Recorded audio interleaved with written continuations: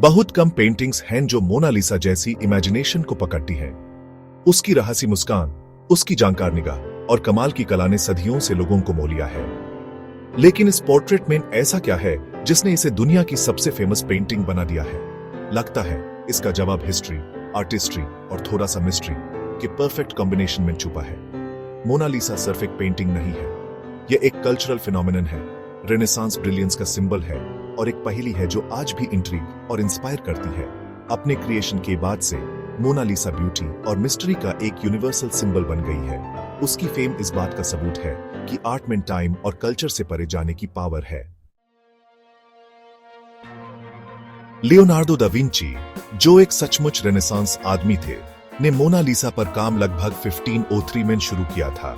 यह पेंटिंग, जो popular panel पर ऑयल में बनी है, एक औरत को दर्शाती है जिसका नेम शायद लीसा घेरार्दिनी था, एक फ्लोरेंटीन सिल्क मर्चेंट की वाइफ। दा विंची का डिटेल्स पर ध्यान और स्फुमाटो का उनका रेवोल्यूशनरी यूज, एक टेक्निक जो कलर्स के बीच सॉफ्ट हेजी ट्रांजिशंस क्रिएट करता है, ने पेंटिंग को एक इथीरियल क्वालिटी दी। मोनालिसा की रहसी मुस्कान शायद पेंटिंग का सबसे फेमस फीचर, काउंटलेस स्पेकुलेशन और एनालिसिस का विषय रहा है।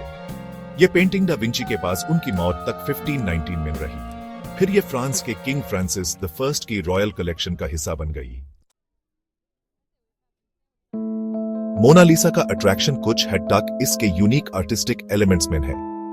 दा विंची का स्फुमाटो का पायनियरिंग यूज एक इथेरियल एटमॉस्फेयर क्रिएट करता है, सब्जेक्ट और बैकग्राउंड के बीच की लाइंस को ब्लर करके। यह टेक्निक चेहरे की सबटल मॉडलिंग के साथ मिलकर मोनालिसा को ऑलमोस्ट लाइफ लाइक क्वालिटी देता है। उसकी निगाह, जो लगता है व्यूअर के हर मूव को फॉलो करती है, एक और इंट्रिगिंग एस्पेक्ट है। यह इफेक्ट, जिसे मोनालिसा इफेक्ट कहते हैं, दा विंची की ऑप्टिक्स और पर्सपेक्टिव की मास्टरफुल अंडरस्टैंडिंग से अचीव होता है।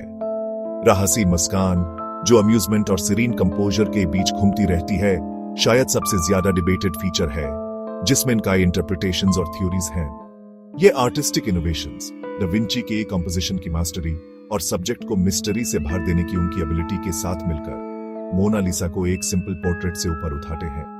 यह ह्यूमन एक्सप्रेशन का एक कैप्टिवेटिंग स्टडी बन जाता है और रेनेसांस की आर्टिस्टिक जीनियस का सबूत है। जबकि मोनालिसा को आर्ट कॉनसर्स द्वारा पसंद किया जाता था, यह 20th सेंचुरी की कुछ इवेंट्स थी जिन्होंने इसे इंटरनेशनल फेम दी।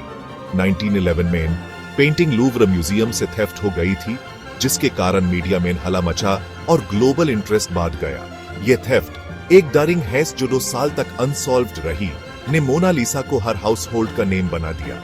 जब पेंटिंग फाइनली रिकवर्ड हुई तो इसका वेलकम अनप्रेसिडेंटेड फैनफेयर के साथ हुआ, इसके ग्लोबल आइकॉन के स्टेटस को पक्का करते हुए।